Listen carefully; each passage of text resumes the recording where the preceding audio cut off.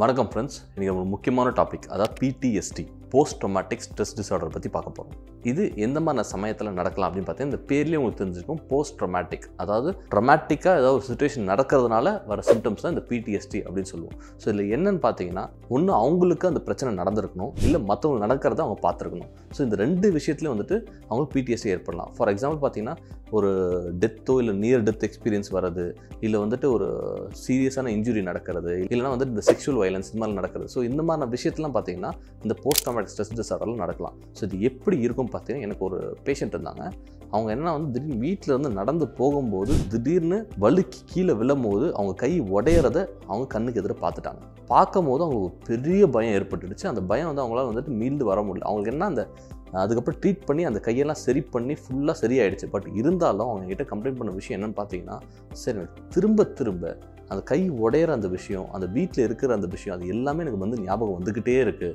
எனக்கு ஞாபகத்தை வந்துட்டு என்னால் அழிக்கவே முடியல. திரும்ப நான் அது வந்து வாழ்கிற மாதிரியே எனக்கு இருக்குது. அது திரும்ப நான் வந்து எக்ஸ்பீரியன்ஸ் பண்ணிக்கிட்டே இருக்குது. அது என்னால் தாங்கவே முடியல.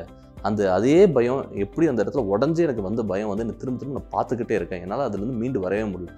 இதனால் அவங்க என்ன பண்ணாங்க அப்படின்னு பார்த்தீங்கன்னா, அந்த வீட்டையே காலி பண்ணாங்க. அவங்க சொந்த வீடு ஆக்சுவலாக அந்த வீட்டையே காலி பண்ணிட்டு அந்த வீட்டை விற்றுட்டு வேறு வீட்டுக்கே போயிட்டாங்க. பட் அவங்க அங்கே போயிட்டும் பார்த்தீங்கன்னா, இங்கேயும் எப்படி ஆகிடுமோ அங்கே எப்படி ஆகிடும் நிறைய சிச்சுவேஷன்ஸ் அவாய்ட் பண்ணுறது, இந்த ஃப்ராக்சர் நடக்காமல் இருக்கிறதுக்கு என்னெல்லாம் பண்ணுமோ அந்த மாதிரிலாம் பண்ணிக்கிட்டு ரொம்ப கஷ்டப்பட்டுக்கிட்டு இருந்தாங்க. ஸோ ஆக்சுவலாக அவங்க ரொம்ப நாள் ட்ரீட் பண்ணாமல் ரொம்ப கஷ்டப்பட்டு இருந்தாங்க. அப்புறம் வந்தோன்னே அவங்க ட்ரீட் பண்ணி அவங்க சரியாயிட்டு நல்லபடியாக வாழ்க்கையை வாழ ஆரம்பிச்சோம். இதில் நீங்கள் என்ன தெரிஞ்சுக்கணும் அப்படின்னு பார்த்தீங்கன்னா, ஒரு போலீஸ் ஆஃபீஸர்ஸ் அவங்களாம் பார்த்தீங்கன்னா நிறைய இந்த மாதிரி வந்துட்டு டெத்ஸு இந்த ஆக்சிடென்ட்ஸ்லாம் பார்க்குற ஆட்கள். அட் த சேம் டைம் இந்த வாருக்கெலாம் போகிற இந்த சோல்ஜர்ஸ்லாம் பார்த்தீங்கன்னா அவங்களும் வந்து இந்த மாதிரி விஷயங்கள்லாம் நிறைய பார்ப்பாங்க.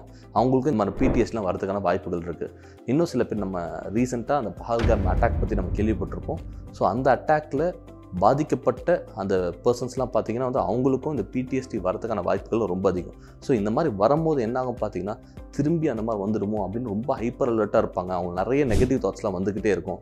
இந்த மாதிரி சிச்சுவேஷன்ஸ் அவாய்ட் பண்ணுறதுக்குலாம் என்னென்ன பண்ணணும் அந்த மாதிரி ஸ்டெப்ஸ்லாம் எடுத்துக்கிட்டே இருப்பாங்க. சில பேருக்குலாம் பார்த்திங்கன்னா அந்த மெமரி டிஸ்டர்பன்ஸ்லாம் அந்த விஷயங்கள்லாம் சிலதெல்லாம் மறதி ஏற்படுற அளவுக்கு, ஆனால் வந்துட்டு அவங்களுக்கு அந்த ஆங்ஸைட்டி பெர்சிஸ்டண்ட்டாக இருக்கிற மாதிரி அந்த சிம்டம்ஸ் வந்து இருந்துக்கிட்டே இருக்கும். ஸோ இந்த பிடிஎஸ்டின்றது வாழ்கிறதே ரொம்ப கொடுமையாக ஆக்கிடும். ஆக்சுவலாக பார்த்தீங்கன்னா இந்த மாதிரி சிம்டம்ஸ் ஏதாவது வந்து யாராவது பார்த்தாங்கன்னா ஒரு சைக்கியாட்ரிஸ்ட்டை போய் பார்த்தீங்கன்னா அது ஈஸியாக சரி பண்ணிடலாம். தெராப்பி மெடிகேஷன்ஸ் கொடுத்தா அது ஈஸியாக சரியாயிடும். ஸோ அதை பற்றி ரொம்ப ஒரி பண்ணாதீங்க.